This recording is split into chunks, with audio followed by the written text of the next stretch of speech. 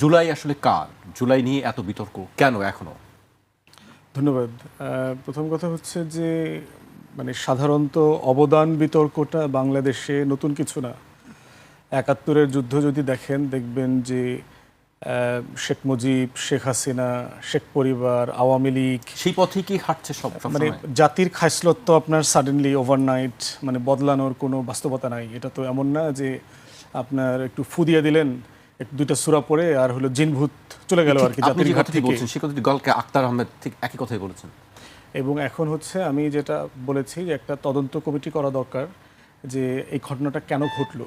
এবং এটা তো একটা ঘটনা না, গত ৩-৪ দিনে মানে ৩-৪ তারিখে ক্যাম্পাসগুলোতে আমরা যে ভায়োলেন্স দেখলাম, যারা ১৭ বছর একসাথে ছিলেন, একসাথে লড়াই করেছেন কাঁধে কাঁধ মিলায়ে, সেই আওয়ামী হেলমেট বাহিনী যাদের সাথে তারা লড়াই করেছিলেন তারা ফিরে আসছে।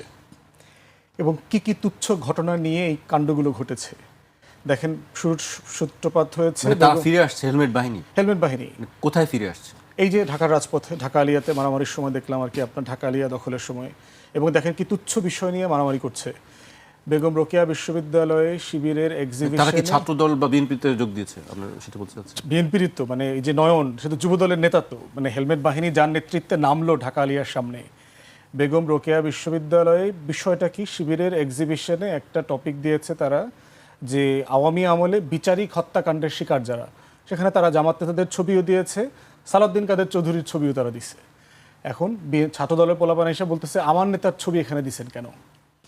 মানে সালাউদ্দিন কাদের চৌধুরী কি প্যাটার্ন করা নাকি? বিএনপি কি প্যাটার্ন করছে নাকি? ট্রেড লাইসেন্স করা কিনা যে এই নামটা এই কোম্পানি ছাড়া এই নাম কেউ মুখে নিতে পারবে না, কেউ তুলতে পারবে না, এটা নিয়ে কেউ কথা বলতে পারবে না।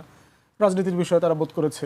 আপনার ভালো না লাগলে আপনি আরেকটা করেন না, আরেকটা এক্সিবিশন করেন, আরেকটা প্রতিবাদ করেন, সেটা নিয়ে তুলকালা মারামারি করে টোরে আবার কাউন্টার শিবিরও এটার যা রিয়াকশন দেখানোর সেটা করেছে। জগন্নাথ বিশ্ববিদ্যালয়ের ক্যাম্পাস ট্রান্সফার হবে আপনি জানেন, পুরাতন আমলে অনেক আগের প্ল্যান, নদীর ওই পারে ৪,০০০ কোটি টাকার এখানে ডেভেলপমেন্ট ওয়ার্ক আছে, যেটা ধাপে ধাপে ১০০ কোটি টাকার রিসেন্ট কাজটা আছে, এরপরে এটা আরও বাড়বে। সেইটা নিয়ে আপনার সংসদ, জগন্নাথ নির্বাচিত সংসদ বিশ্ববিদ্যালয়ের, তারপরে হচ্ছে ইনকিলাব মঞ্চ, শিবির, সাধারণ ছাত্রছাত্রী সবাই চাচ্ছে এই কাজটা সেনাবাহিনী করুক। সেনাবাহিনীকে দিয়ে সিভিল অ্যাডমিনিস্ট্রেশনে কাজ করানো উচিত কিনা এটা আরেকটা আলাদা তর্ক, কিন্তু তারা চাচ্ছে এটা হোক এখানে, তাহলে চাঁদাবাজি থাকবে না এবং কাজটা প্রফেশনালি হবে, ভালো হবে বলে তারা বোধ করছে। ছাত্রদল এটা ভিন্ন জিনিস চাচ্ছে, এটা নিয়েই গণ্ডগোলের সূত্রপাত। এবং দেখেন যে নির্বাচিত ছাত্র সংসদের জিএস এজিএসকে কীরকম মানে পাবলিকলি আপনার মারধর করা হয়েছে, তারা চিকিৎসা নিতে গেছে, হাসপাতালে নিয়ে মারধর করেছে। এইটা সূত্রপাতে দেখেন ঢাকা আলিয়া দখল করতে আসছে যুবদল ছাত্রদলের লোকজন এসে পুরো হেলমেট পরে। এরপরে ঢাকা কলেজে শহীদ পরিবারের সাথে শিবিরের দোয়া মাহফিল, ওখানে ব্যানার টানায় মারামারি। তারপর বরিশাল বিশ্ববিদ্যালয়, তুলারাম কলেজ নারায়ণগঞ্জে। তাহলে আপনি এই যে গতকালকের বিব্রতকর ঘটনাগুলো ঘটেছে, এটা তো শুধু গতকালকেই শুরু হয়নি, এটা তো সিরিজ আকারে চলছে। এবং এই কাজগুলো কারা করলো, প্রত্যেকটা ক্যাম্পাসে মারামারির সূত্রপাতগুলো কারা করছে, কি কারণে করতেছে? এখন এই বিষয়গুলো যদি বড় দল আকারে বিএনপি অ্যাড্রেস না করে, তার ছাত্র সংগঠনকে যদি সে নিয়ন্ত্রণ না করে, তাহলে আমাদের কাছে কি চিত্র চলে আসছে দুই বছরের ব্যবধানে? আমরা হেলমেট বাহিনী দেখলাম, আমরা দেখলাম দা, রামদা, কিরিচ, দেশীয় অস্ত্র, এগুলো নিয়ে দিব্যি ঘুরে বেড়াচ্ছে। এটা দেখার পরে আমাদের 2 বছর আগে জুলাইয়ের কথা মনে পড়ে নাই, আগস্টের কথা মনে পড়ে নাই? ন্যাশনাল মেডিকেল কলেজ না বাংলাদেশ মেডিকেল কলেজ, ওখানে যে একটা মেডিকেল কলেজে ঢুকে যে পেশেন্টদেরকে এবং শিবির সন্দেহে রুগীদেরকে যে পিটাইলো, এটা দেখার পর আমাদের কি মনে পড়েছে? জুলাই আগস্টে আমরা দেখেছি না, আহতদেরকে চিকিৎসা নিতে দেয়নি ছাত্রলীগ যুবলীগ। তাহলে এই কাজগুলো করবার পরিবেশ কারা তৈরি করছে? এগুলো অ্যাড্রেস করবার দায়িত্ব কার ছিল? আইনশৃঙ্খলা বাহিনী আসলে কি করছে? 6 মাসে 1700+ খুন হয়েছে, পুলিশের অফিসিয়াল রেকর্ড। আপনি কিভাবে অ্যাড্রেস করতেছেন? এগুলো ডিল করছেন কিনা, কি করছেন মাননীয় স্বরাষ্ট্রমন্ত্রী আমাদের বড় ভাই?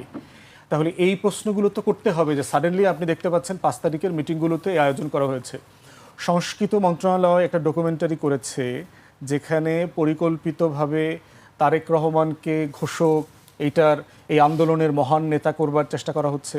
এতে করে কি আসলে মাননীয় প্রধানমন্ত্রীর সম্মান ওনারা বাড়াচ্ছেন না আসলে কমাচ্ছেন? জোর করে কি কাউকে নেতা বানানো যায়? শেখ মুজিবকে হেন কোনো উপকরণ আছে যেটা দিয়ে চেষ্টা করে আমাদের দেবতা বানানোর চেষ্টা করা হয় নাই গত 17 বছরে? 4,500 কোটি টাকা শুধু খরচ করছে মূর্তি বানানোর জন্য, কী লাভ হয়েছে? এই যে শত শত মূর্তি বানাইছে শেখ মুজিবের, মানিক রায় দিছে কোর্টে যে স্বাধীনতার ঘোষণা শেখ মুজিব দিছে, লাভ হয়েছে? আমরা সবাই জানি মেজর জিয়া, শহীদ প্রেসিডেন্ট জিয়াউর রহমান শেখ মুজিবের পক্ষে স্বাধীনতার ঘোষণা দিয়েছেন। তাহলে জোর করে যে মহান নেতা বানানো যায় না, এটা তো প্রমাণিত।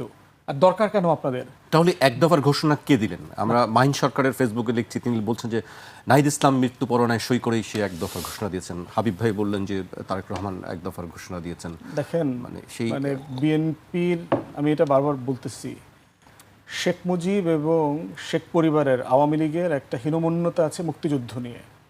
যদিও মুক্তিযুদ্ধটা শেখ মুজিবকে সামনে রেখে হয়েছে, শেখ মুজিবকে নেতা মেনে হয়েছে, অস্থায়ী সরকার শেখ মুজিবকে প্রেসিডেন্ট ঘোষণা করেছে, শেখ মুজিবের নামে মুজিবনগর সরকার পরিচালিত হয়েছে, তিনি এসেই আবার শপথ ছাড়া দায়িত্বও নিয়েছেন দেশে ফিরে, সবগুলো শেখ মুজিবের নামে হয়েছে সত্য।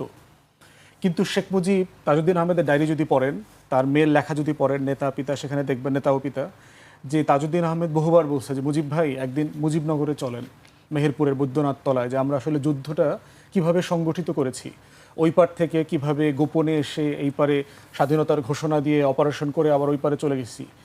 বারবার এই কথাটা বলেছেন। আমি মুক্তিযুদ্ধের গল্পটা আপনাকে বলতে চাই, কিন্তু শেখ মুজিব কখনো এই গল্পটা শুনতে চান নাই। বারবার বলেছে এগুলো আমি জানি টানি, আমি সব পড়ছি, আমি এগুলো সব জানি টানি এইসব। কারণ শেখ মুজিবের ভিতরে একটা হীনমন্যতা কাজ করছে, আমি গ্রেট লিডার, আমি এত মহান নেতা, এত বড় নেতা, আমাকে ছাড়া দেশ স্বাধীন করে ফেলাইলো, আমি দেশে ছিলাম না, এটা কিভাবে সম্ভব? গত 17 বছরের ফ্যাসিবাদ বিরোধী আন্দোলনে বিএনপি সবচেয়ে বেশি ত্যাগ করেছে। বিএনপির সবচেয়ে বেশি নেতাকর্মী হামলা, মামলা, খুন, গুমের শিকার হয়েছে। বিএনপি সবচেয়ে বেশি বড় দল আকারে রাজনৈতিক নিপীড়নের শিকার হয়েছে। হেন কোনো কন্ট্রিবিউশন নাই রাজনৈতিক দল আকারে যা বিএনপি করে নাই, যার প্রত্যেকটাতে বিএনপি অ্যাট দ্য টপ। কিন্তু ইকুয়ালি এটাও সত্য যে বিএনপির অংশগ্রহণ ছিল, কিন্তু বিএনপির নেতৃত্বে এই গণ অভ্যুত্থান হয় নাই। এটা হলো ফ্যাক্ট। এবং এটা নিয়ে বিএনপির টপ লিডারদের ভিতরে একটা হীনমন্যতা কাজ করতেছে, একই রকম শেখ মুজিবের মতো। এই হীনমন্যতা দূর করবার জন্য যে কাজগুলো বিএনপির নেতারা করতেছেন, এগুলো দুষ্টামি আকারে দেশের মানুষ পড়তেছে। লাভ হয় নাই, দরকারও নাই, প্রয়োজন নাই। নাহিদ এক দফা ঘোষণা করেছে, আমার তরফ থেকে করছে, হাবিব ভাইয়ের পক্ষ থেকে করছে, জামাত শিবিরের পক্ষ থেকে করছে, হেফাজতের পক্ষ থেকে করছে, বিএনপির পক্ষ থেকে করছে, গণতন্ত্রের পক্ষে করেছে। আমরা যারা যারা চেয়েছিলাম গণতন্ত্র দেশে ফিরে আসুক। বিরোধটা কোথায়? হীনমন্যতা। তাহলে আপনি যে বলছেন যে সবার পক্ষ থেকে নাহিদ ইসলাম, মাতব্বরিটা যে আমি তো করলাম না, আমার দলের ব্যানারে তো এটা হয় নাই। সিম্পল জিনিস, এই ইগোই তো রাষ্ট্রকে ধ্বংস করে দেয়। পৃথিবীতে সব যুদ্ধের সূত্রপাতটা কি দিয়ে হয়েছে? এই যে ট্রাম্প গত 4 মাস ধরে যে ইরানে অ্যাটাক করে যাচ্ছে, বিষয়টা সোর্সটা কি? ইগো, সিম্পলি ক্ষমতা দেখানো, দাপট, দখল, সম্পত্তি কে নিয়ন্ত্রণ করে দেখাই দিব। ভেনেজুয়েলার মাদুরের উঠায় নিয়ে আসছি, খামিনের মাইরা ফালাইছি, তোরেও মাইরা ফালামো, এটা করবো ওইটা করবো। এই ইগো হইল আমাদের সমস্যা। জাতির নেতৃত্বের জন্য আমাদের সবার এই ব্যাপারে আমাদের অনেক বেশি জেনারেস হওয়া দরকার। যার যেখানে অবদান আছে তার সেটা স্বীকার করা দরকার। বিএনপির বাইরে যারা আছেন, কন্টিনিউয়াসলি বিএনপিকে এই ব্যাপারে ভিলিফাই করা, বিএনপিকে নিয়ে টিটকারি করা, এটা বন্ধ করতে হবে। অশালীন ভাষায়, যেটা হাবিব ভাই বলেছেন, অশালীন ভাষায় বিএনপির গুরুত্বপূর্ণ জাতীয় নেতৃবৃন্দকে গালাগালি করা, কথা বলা, এগুলো বন্ধ করতে হবে। রাজনৈতিক সমালোচনা আমরা সারাদিন করব, হাবিব ভাইয়ের সাথে আমরা সারাদিন দ্বিমত করব, ওনার কথা, ওনার বক্তব্য, ওনার পলিসির বিরোধিতা করব, কিন্তু ব্যক্তিগতভাবে কারো বংশ পরিচয়, ছেলে মেয়ে বউ পরিবার নিয়ে কথা বলাটা খুবই অসভ্য। তাহলে এক দফার ঘোষণা কে দিয়েছে? আপনি তো বলছেন নাহিদ দিয়েছেন। আমি আপনার কাছে আবারও আসবো। আপনি নিশ্চয়ই শুনেছেন ব্যারিস্টার আসাদুজ্জামান ফুয়াদের বক্তব্য। আমি আমার বক্তব্যে বলেছি, উনি তখন ছিলেন না। আমরা অনেক আগের থেকে এক দফাই আমাদের আন্দোলনের মূল বিষয় ছিল।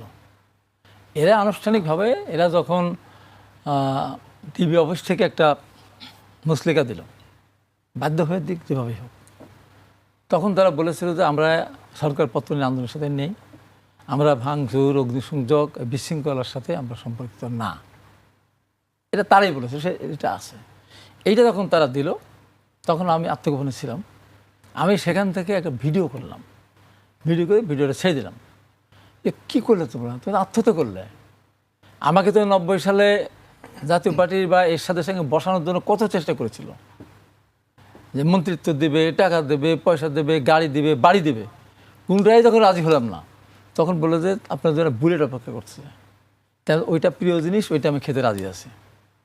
আমি ক্যাম্পাসের বাইরে মিছিল ছাড়া বেরোতাম না। আমি জানি যে আমাকে সেখানে আমি 1 নম্বর টার্গেট ছিলাম। তাই বললাম যে আমি তো ক্যাম্পাসে বিআর লাশ হিসাবে পড়ে থাকতে পারতাম, তা আমি তো আত্মসমর্পণ করলাম না। আর তোমাদের আন্দোলনকে কেন্দ্র করে কত শিশু বাচ্চা মারা গেল, বাড়িতে থেকে মারা গেল, রাস্তায় মারা গেল, নিরীহ মানুষ মারা গেল। তোমাদের ধরে নিয়ে আসলো, সবাই জানলো, দেশ জাতি সবাই দেখলো। তোমাদের একটা আঙ্গুল কাটারও ক্ষমতা সরকারের নেই। সেখানে তোমরা এই কাজটা কেন করলা? এই যে অবস্থাটা, আমাদের তো এক দফার আন্দোলন অনেক আগে থেকে চলতেছিল। তারা যেহেতু এক দফার সাথে ছিল না, বারবার তারা বলেছে সরকার বিরোধী, সরকার হটানোর আন্দোলনের সাথে আমরা নাই, সরকার প্রধান আন্দোলনের সাথে নেই। তখন শেষে এসে তারা বলে হ্যাঁ আমরাও আসি, আমরা এই এক দফা গেলাম। তা আমাদের তো এক দফা আগের থেকে অস্বীকার কোনো উপায় আছে? আমি নিতে তো কতবার বলেছি, এইটা নতুন করে এটাকে সামনে নিয়ে আসার তো কোনো দরকার নেই। আমাদের তো চলমান এক দফা, বহুদিন আগের থেকে আমরা এক দফা আন্দোলন করেছি, সরকারের তার কোনো আপোষ নেই। তো এখন এইটা নিয়ে এখন ধরেন এরা যেটাই বলুক না কেন, সারা দেশ জাতি গোষ্ঠী তো নানান্ত, তাহলে কি এই কয়জন মিলে কি পারত?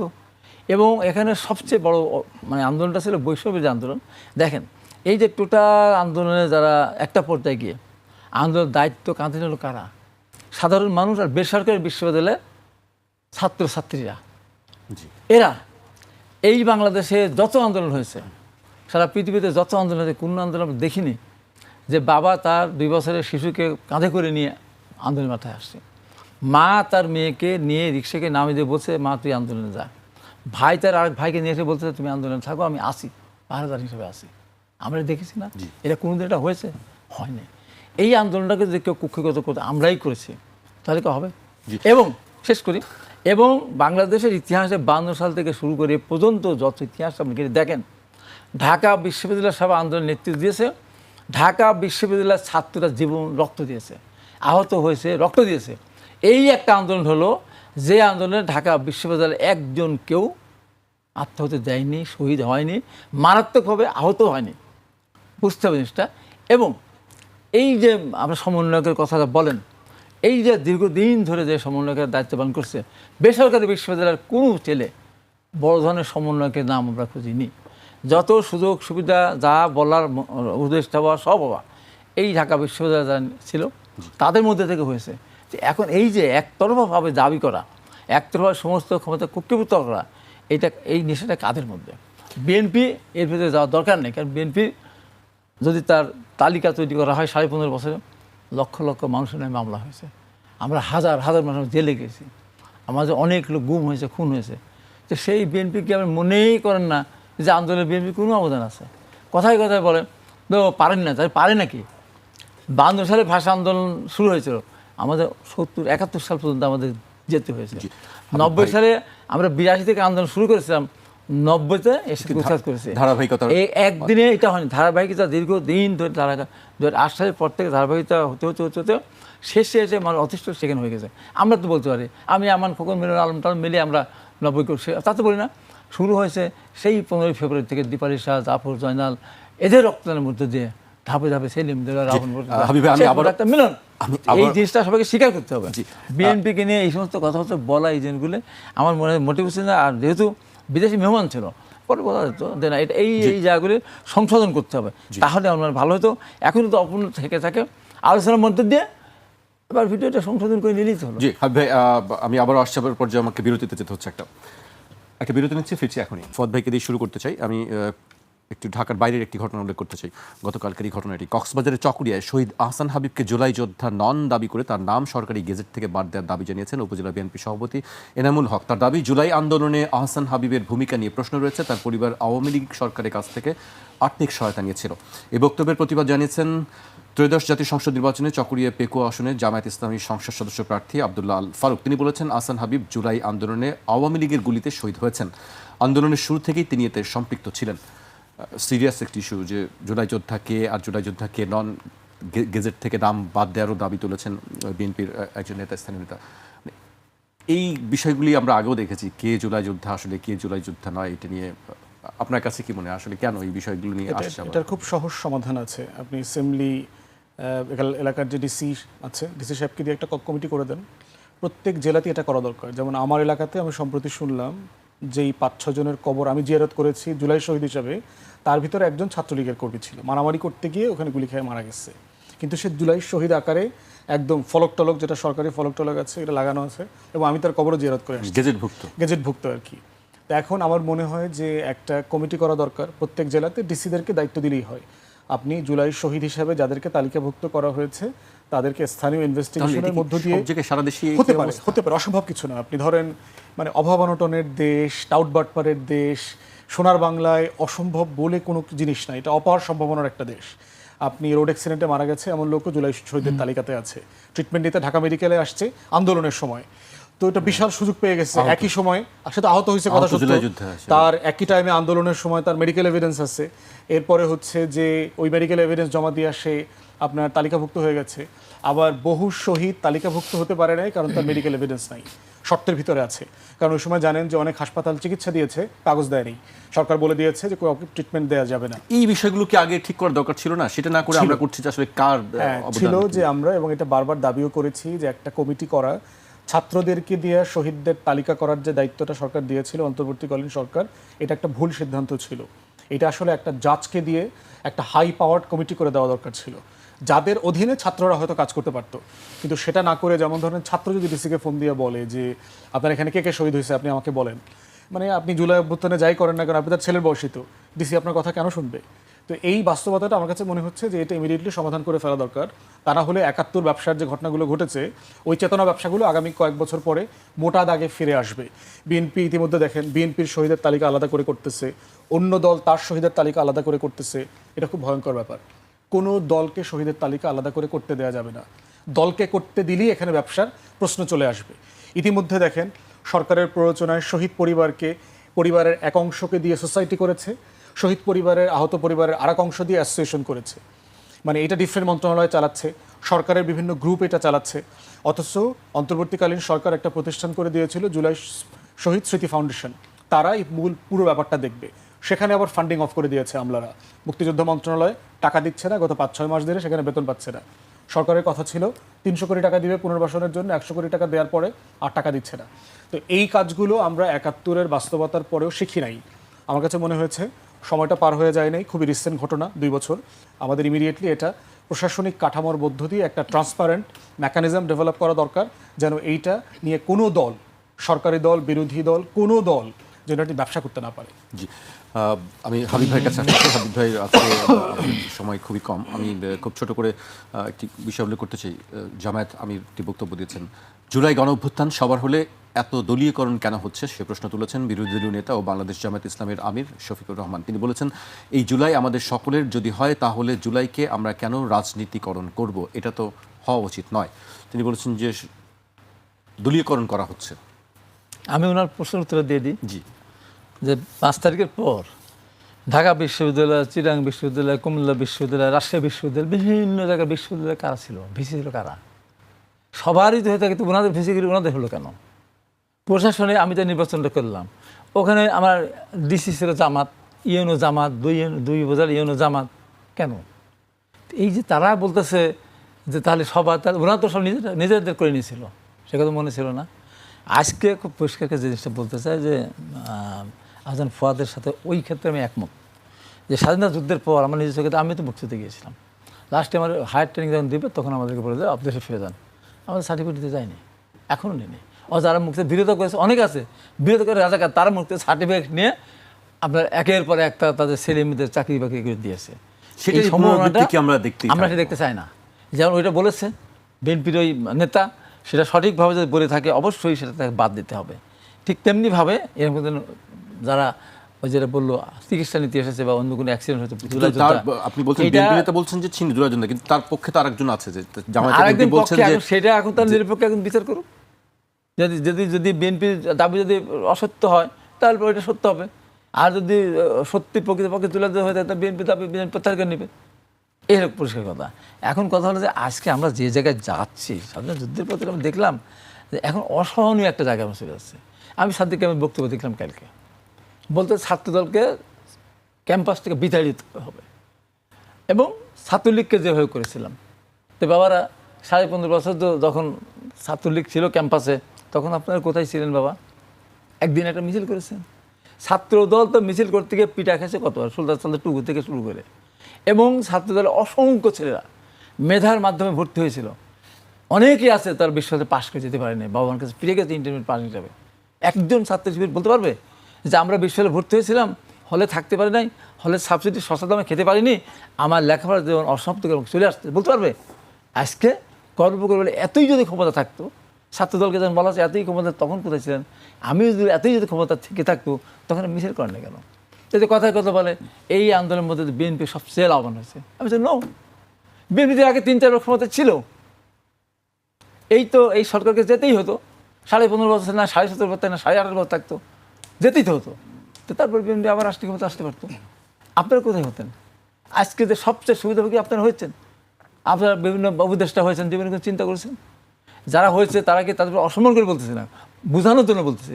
যারা কোনো কলেজ, কোনো ক্যাম্পাসে কোথাও কোন নেতাই ছিল না, বরঞ্চ অনেকে যে সাজিদ আলমের বক্তব্য শুনতেছে তারা সব ছাত্র ছিল অনেকেই। তো তারা বলে যে আমাদের কারণে, আমাদের কাছে বেশি পেয়েছেন তো আপনারা। জামাত আছে, জামাত 78টা আসন পেত কোনো দিন? ডক্টর ইউনূসের সহানুভূতি না পেত, এই এনসিপি যদি না পেত, আজকাল না পেত, জামাত কেন এত সিট পাবে? এই দেশে অবদান কি আছে তাদের? বলবেন যে হ্যাঁ আপনাদের সাথে ছিল আন্দোলন, হ্যাঁ আমাদের আন্দোলন ছিল, তাই ব্রিগেড সাথে বিরোধিতা করেছে, সেটা ভুলে যাবো? আজকে এই যে রংপুর যেটা রক্ষা বিশ্ববিদ্যালয় ঘটনা ঘটলো, অবশ্যই অবশ্যই আমি বলবো সালাউদ্দিন কাদের যদি যুদ্ধ অপরাধী ছিল না, তাকে যদি ফাঁসি দেওয়া হয় সেদিন আমি চ্যালেঞ্জ করেছিলাম, আমাকে অ্যারেস্ট করতে গিয়েছিল, কেন থাকবে সে? 73 সালে দেশে ফিরে এসেছে, আব্দুল কুদ্দুস মাখন তাকে সার্টিফাই করেছে, সে বিদেশ ছিল। এবং সালাউদ্দিন কাদের কিউসি যে সমুদ্রগামী জাহাজ, এই কিউসি নাম দেওয়া 32 নম্বর থেকে তৎকালীন প্রধানমন্ত্রী রাশিয়াতে গো মানার জন্য টোটাল দিয়েছিল তাদেরকে। এর এক সময় কথা মনে রেখেছিল, যখন উনি ইতে যেতেন, চিরাং যেতেন, খাওয়াই দাওয়া আসার সময় রাজনৈতিক টাকাও দিয়ে দিতেন। তো সালাউদ্দিন কাদের চৌধুরীর ছবি কেন নিজামী সাহেবের সাথে এই দেশে থাকবে? তারা তো শিক্ষিত। স্বাধীনতা যুদ্ধে যদি কেউ বলতে পারে যে জামাত ইসলাম স্বাধীনতা যুদ্ধের পক্ষে ছিল এবং বিপক্ষে ছিল না, কালকে মেজর আখতারুজ্জামানের সাথে আমার একটা টক হয়েছে অনলাইনে, আমি বলে আখতার বলেন তো, সারা পৃথিবী নিয়ে এসে আপনি বলেন জামাত স্বাধীনতার পক্ষে ছিল, প্রমাণ করতে পারবেন? আর কোনো কিছু আমি বলো জামাত স্বাধীনতার বিরুদ্ধে ছিল। কীভাবে? যারা আলবদর সৃষ্টি করেছিল, রাজাকার সৃষ্টি করেছিল, শান্তি কমিটি সৃষ্টি করেছিল, এবং 54 বছর তারা একদিনও তারা সবার স্মৃতির সাথে যায়নি। এইবার গিয়েছিল তার বিরোধী দল। তাই যে 21শে ফেব্রুয়ারি বা যে 21শে ফেব্রুয়ারির মধ্যে যে শহীদ মিনারের গর্ভে জন্ম হয়েছে, বাংলাদেশে জন্ম হয়েছে, সেখানে কোনোদিন জানি তারা। এইবার তারা গিয়েছিল, যখন সাংবাদিক জিজ্ঞাসা করেছে যে আপনি শহীদদের প্রতি শ্রদ্ধা নিবেদন করতে এসেছেন, উনি বলেছেন যে এখন রাষ্ট্রীয় শিষ্টাচার কালচার, আমাকে রাষ্ট্রীয় বিরোধী নেতা। তো তারা যদি এখন এতগুলি আসন পাওয়ার পর উল্টা যদি আবার তারা ক্লেম করে যে তাদেরকে হারিয়ে দেওয়া হয়েছে, বিএনপি ভোট চুরি করেছে, বিএনপি ভোট পাবেই, আমি যখন চ্যালেঞ্জ করে বলতে পারি আমার এখন ভোট রাত্রিবেলা সিল মারা হয়েছে, আমি একদম প্রমাণ করে দেবো। এই যে অবস্থাতে এখন এই কথা 7 দিন 6 মাস হলোই না, আপনি টাইম দিয়ে দিচ্ছেন যে এই কদিনের ভিতরে আপনাকে চলে যেতে হবে ক্ষমতা। ঠিক আছে, চলে যাবো বিএনপি, আপনি আপনার ক্ষমতায়, আপনি আসলে কীভাবে চালাবেন? আপনাদের কীভাবে চালাবেন? আজকে অনর্থক যে কথাগুলো বলছে, গ্যাস 15.5 বছর আওয়ামী লীগ গ্যাস উত্তোলন করেনি। এখন কি এমন জিনিস যে বাজারে গেলাম, ওইয়ের দোকান থেকে মিষ্টি কিনে চলে আসলাম, একটা গ্যাস উত্তোলন করতে হবে, তার তো একটা সময় দরকার আছে। আপনি যদি ক্ষমতা আসতেন, তাদের উদ্দেশ্য বলতেছে, তার ইরানকে আক্রান্ত হতো না? না, বাংলাদেশে জামাত ইসলাম ক্ষমতা এসেছে, এই ট্রাম্প বলবে না ইরানকে আক্রমণ করতে যাওয়া যাবে না, তার কাছে তেলের সংকট হলে আমরা জামাত ইসলামের ক্ষতি হবে, এমনকি কোনো কথা। এই যে যে সমস্ত কথাবার্তা, যে সমস্ত ভাষা, আমি বলছি এই ভাষা পরিহার করতে হবে। ম্যাডাম জিয়া মারা গেছেন, শহীদ রাষ্ট্রপতি জিয়া রহমানকে নিয়ে কথা বলে, পর কী বলে যে খুনি স্বৈরাচার জিয়াউর রহমান, ম্যাডামকে বলে তুমি টাকা আত্মসাৎকারী বেগম খালেদা জিয়া, তার গ্রহণ করলে খুনি চোর, কী সব স্লোগান দেয়। এখান থেকে সরে আসতে হবে। যদি মনে করে থাকে যে আওয়ামী লীগকে সাথে করে নিয়ে অস্থিরতা সৃষ্টি করে তারা ক্ষমতায় যাবে, সেটা কিন্তু হবে না। বরঞ্চ কী হবে, আজকে আমরা একটা সময় দেখেছি, এই যে দীর্ঘদিন যখন এরা ক্ষমতায় ছিল, এর সাথে বিভিন্ন মুক্তিযুদ্ধকে দাবি করতো না, আওয়ামী লীগ যখন ক্ষমতা আসছে তখন সবাই মুক্তিযুদ্ধ দাবি করেছে, তাই এখন আওয়ামী লীগ মুক্তিযুদ্ধের পক্ষে শক্তি। এখন আজকে সবাই আমরা জুলাই যুদ্ধ হওয়ার জন্য আমরা নিজেরা না হয়েও জুলাই যুদ্ধ পরিস্থিতি যাচ্ছে। কোনো কারণে, আল্লাহ না করুক, এটা আমরা চাই না, কোনো কারণে যদি আমাদের এই ভুল বুঝাবুঝি, আমাদের এই সমস্ত অসমান আচরণ, এই সমস্ত কারণে যদি কোনো অঘটন ঘটে, সেদিন জুলাই যুদ্ধ বলে কেউ স্বীকার করুন আমি জুলাই যুদ্ধে ছিলাম, ওই পরিণতির দিকে আমরা যেতে চাই না, ওই পরিণতির দিকে আমরা যেতে চাই না। এখনো মনে করি আসুন সবাই মিলে আমরা সামনে একটা সুন্দর দেশ গড়ি, ভুল ভ্রান্তি যা হচ্ছে সব আমরা পরিত্যাগ করি। আমি একেবারে শেষ পর্যায়ে চলে এসেছি, আমি ফত ভাইকে দিয়ে শুরু করতে চাই। ছাত্রদল শিবিরের মধ্যেই হঠাৎ করে সংঘর্ষ কেন, মুখোমুখি অবস্থান নিতে হলো কেন? একেবারে শেষ পর্যায়ে চলে এসেছেন। মানে ওইটা তো ক্যাম্পাস টু ক্যাম্পাস আলাদা আলাদা রিজন। বেগম রোকেয়াতে একটা কারণে হয়েছে, জগন্নাথ বিশ্ববিদ্যালয়ে অন্য কারণে হয়েছে, বাট মোটা দাগে হচ্ছে যে বাংলাদেশের ছাত্র রাজনীতি তো সহিংসতা মুক্ত না, ক্যাম্পাস দখলের রাজনীতি আছে, কার নেতৃত্বে আছে, ক্ষমতার বড়াইটা দেখানো, ক্ষমতা দেখায়, ভোট দেখায়, ফার্স্ট ইয়ার সেকেন্ড ইয়ারে ইয়াং ছেলে মেয়েদেরকে রিক্রুট করা, এই যে কাঠামোগত আপনার রাজনীতির কালচার ক্যাম্পাসগুলোতে বিরাজ করছে। এই জন্য আমি বরাবরই বলেছি যে ক্যাম্পাসকে সকল ধরনের রাজনীতি মুক্ত করতে হবে। দলীয় রাজনীতি করতে পারবে না, কোনো দলের শিবিরও করতে পারবে না, ছাত্র দলও করতে পারবে না, ডান বাম কোনো পলিটিক্স ক্যাম্পাসে চলবে না, ক্যাম্পাসের বাইরে কোনো শিক্ষক পলিটিক্স করতে পারবে না। কোনো কর্মকর্তা কর্মচারী পলিটিক্স করতে পারবে না। শুধুমাত্র রাজনৈতিক পার্টিসিপেশন হবে ছাত্র সংসদের মাধ্যমে প্রত্যেক কলেজ বিশ্ববিদ্যালয়ে, যেখানে কেউ প্যানেল নির্বাচন করতে পারবে না। ব্যক্তি ছাত্র তার মেধা যোগ্যতা দিয়ে পদের বিপরীতে সে নির্বাচন করবে। ঠিক একইভাবে যদি এই কালচার এবং টিএসসি এই কালচারটা যদি আপনি ক্যাম্পাসে আনতে পারেন, তাহলে লেখাপড়ার মান বাড়বে। তা না হলে যেটা হচ্ছে, সেটা কি সম্ভব? আপনি যে কথা বলছেন যে এটাই রাজনীতি করতে মুক্ত হবে। সেটা কিভাবে? Student politics is already dead. বাংলাদেশে ছাত্র রাজনীতি অলরেডি ডেড, এটা নাই। এটার কোনো রেসপেক্ট, এটার কোনো রিপ্রেজেন্টেশন কিছুই নাই। যেটা আছে সেটা হচ্ছে গুন্ডামি, মাস্তানি, চাঁদাবাজি, ক্ষমতা দেখানো, ভাবসাব দেখানো, কিছুই নাই। সবাই কি দায়ী করছে? এটা- সব ছাত্র সংগঠনই কি দায়ী করছে? কালেকটিভলি ছাত্র রাজনীতির কালেকটিভ রেজাল্ট হচ্ছে জিরো এখন বেসিক্যালি, এর কোনো কন্ট্রিবিউশন নাই এখন। এই জন্য হচ্ছে আপনাকে নির্বাচিত সংসদের প্ল্যাটফর্মে যাইতে হবে, শুধু সংসদ। এই সংসদের মধ্য দিয়ে যারা ব্যক্তিগতভাবে কোনো দলের যদি ছেলেপেলে হয় তাকে বেছে নেবে, ছাত্রছাত্রীরা বেছে নেবে। তা না হলে আপনি ক্যাম্পাসে লেখাপড়ার পরিবেশ ফিরিয়ে নিয়ে আসতে পারবেন না। বাংলাদেশে এমপি মন্ত্রীরা বড় বড় দলের আমার গ্রামের গরিব কৃষক পরিবারের ছেলেমেয়েদের জীবন নিয়ে বিশ্ববিদ্যালয়গুলোতে খেলতেছে।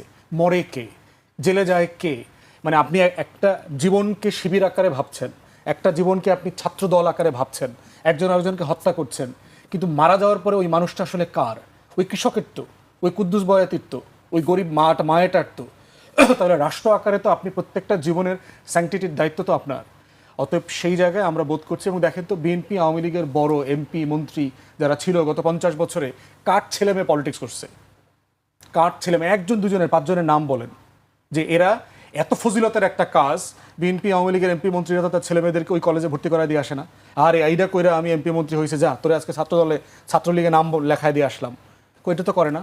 ভালো স্কুল কলেজে আমিও পড়ছি, আমার পোলাপানও তো পড়ে। আপনার বাপমা ভালো স্কুল কলেজে পড়ে থাকলে আপনাকে তো স্কুল কলেজে পাঠায়। আমরা নামাজ পড়লে সওয়াব হয়, বাপমা নামাজ পড়লে সওয়াব হয়, পোলাপানরা তো মসজিদে নিয়ে যায়। তো ছাত্রদল ছাত্রলীগের নাম লেখায় না কেন? এত ফজিলতের যদি জিনিসটা হয়ে থাকে। কিন্তু দেখেন সেকেন্ড থার্ড জেনারেশনের ওই এমপি মন্ত্রীর ছেলেমেয়েরা ঠিকই এসে এমপি হইতেছে, মন্ত্রী হইতেছে। ক্যাবিনেটে কত ফেস দেখেন তো। জীবনে কোনো দিন এই ছাত্রদলের পোলাপানের মতো এই গাড়ির সামনে পিছনে টোকাইয়ের মতো দৌড়াইছে কিনা? এমপি মন্ত্রী হইল কেমনে? কি কাজ করছে? বহু এমপি মন্ত্রী হয়েছে, আমরা তো কোনোদিন দেখি নাই একটু ঘাম ঝরাইছে। ছাত্রদলের হাজার হাজার নেতাকর্মীর ভিতরে তার গত 17 বছরে কোনো অবদান আছে ফ্যাসিবাদ বিরোধী আন্দোলনে? দেশেও ছিল না, এরা এমপি মন্ত্রী হইল কিসের ভিত্তিতে হইল? তাহলে আপনি আসলে কাদের জীবন নিয়ে খেলতেছেন? তাহলে আমরা চাই আপনার ছেলে মেয়ে, নিজের ছেলে মেয়েকে আপনি যত টাকা প্রোটেক্টিভ মনে করেন, তাকে ইংলিশ মিডিয়ামে পড়াইতে হবে, তাকে বিদেশে পাঠাইতে হবে, তাকে সিঙ্গাপুরে মরার আগে ট্রিটমেন্টের জন্য পাঠাইতে হবে। তাহলে কৃষকের ছেলেমেয়ের জন্য চিন্তা করছে না কেন? পাবলিক ইউনিভার্সিটিতে পড়ে কারা? গ্রামীণ, নিম্নবিত্ত, মধ্যবিত্ত, কৃষক পরিবার, স্ট্রাগলিং ফ্যামিলির ছেলেমেয়েরাই তো পড়ে। এই চিন্তাটা কে করবে? তাহলে রাষ্ট্র আকারে সবাইকে করতে হবে। কারণ সেটা এর কি যে করছে? লস, এই কথা তো আমরা বছর যুগ যুগ বলতেই ধরে হবে, বলছি। বলে যাইতে হবে। এবং তাহলে করবেটা কি? এবং এটা বাধ্য হয়ে সেই করতে হবে। এই পরিবর্তনটা কারণে কই? কারণ হচ্ছে ছাত্র রাজনীতির কোনো আপিল নাই। ছাত্র সংগঠন, রাজনৈতিক সংগঠনের নেতৃত্বে মানুষ নামছে না। হাবিব ভাই যে বারবার বলছে তাদের নেতারা এক দফার ঘোষণা দিচ্ছে, তো মানুষ নামে নাই কেন 17 বছর? ওনাদের পিছনে কোটি কোটি মানুষ নামে নাই কেন আবাবিলের মতো? ওই 36 জুলাই পোলাপানের পিছনে নামছে কেন? এই বাচ্চা কাচ্চা পোলাপানের পিছনে, নাম পরিচয়হীন পোলাপানের পিছনেই তো নামছে। এটা আপনাদেরকে আত্মসমালোচনা করতে হবে যে আমরা 3 বার ক্ষমতায় ছিলাম, আমাদের সারা দেশের গ্রামে গঞ্জ পর্যন্ত কমিটি আছে, ডাকলে মানুষ নামে না কেন? ভ্যাট বিরোধী আন্দোলন, কোটা বিরোধী আন্দোলন, বৈষম্য বিরোধী আন্দোলন, কোনো আন্দোলন, রোড সেফটি আন্দোলন একটাও কেন ছাত্র সংগঠনের নেতৃত্বে হয়নি? প্রত্যেকটা ছাত্র সংগঠনকে এই প্রশ্ন করতে হবে। আজকে সবাই নেতা হয়ে আসছে না, পিছন দিয়ে আমি ডাক দিছিলাম, ওইখান থেকে আমি ওইখানে লোক পাঠাইছিলাম, ওইখান থেকে আমি এটা লিখে দিছিলাম, ওইখান থেকে আমি এটা পাঠ করতে কইছিলাম, হ্যারে কইছিলাম ওইটা করেন, সব পিছনে পিছনে করছেন। তো আপনারা সামনে আসেন নাই কেন? কারণ আপনারা জানেন আপনারা সামনে গেলে মানুষ নামবে না আপনাদেরকে। আপনাদের চরিত্র এত সুন্দর, ফুলের মতো পবিত্র। এই আত্মসমালোচনা রাজনৈতিক ছাত্র সংগঠনের মূল দলগুলোকে করতে হবে। আমরা হাবিব ভাই 80-র দশকে আমরা বাস করি না। 2026 ফান্ডামেন্টালি ডিফারেন্ট জগৎ। এই জগতে আপনাকে ভ্যালু ক্রিয়েট করতে না পারলে আপনার পাশে এসে কেউ দাঁড়াবে না। আমি ওকে, আজকে শেষ করি। আমার একেবারে শেষ নেই, কয়েক সেকেন্ডে একটু যেটা বলে, আমার বাংলাদেশটা সৃষ্টি হয়েছে, আমার মায়ের ভাষা সৃষ্টি হয়েছে কিন্তু ছাত্র আন্দোলনের মধ্য দিয়ে। আমি সেই ছাত্র রাজনীতির বিরুদ্ধে আমি কথা বলতে পারবো না। আমি সুষ্ঠু ছাত্র রাজনীতি, সুষ্ঠু ধারা চাই। আর ব্যারিস্টার ফওয়াদ যেটা বলছেন, আমাদের পিছনে লক্ষ লক্ষ মানুষ নেমেছে, লক্ষ লক্ষ মানুষ। আমরা তো বিভিন্ন বিভাগে সমাবেশ করেছি, ট্রেন বন্ধ করে দিয়েছিল, বাস বন্ধ করে দিয়েছিল, এয়ার বন্ধ করে দিয়েছিল, মোটরসাইকেল বন্ধ করে, দোকান বন্ধ, আমরা যাইনি সেখানে। ওইভাবেই আমরা গড়ে উঠেছি। এখন এদের প্রতি সবাই মিলে, আমি তো আগে বলেছি, সব মানুষ অতিষ্ঠ হয়ে গেছিল। এই জন্য সবাই নেমেছিল, এই জন্য আমরা সবাইকে দেখেছি। বিভাজনটা আমরা দেখতে চাই না। এই কথা হাবিব আমাকে শেষ করতে হচ্ছে আজকে এখানে। আপনাদের দুজনকে অনেক ধন্যবাদ।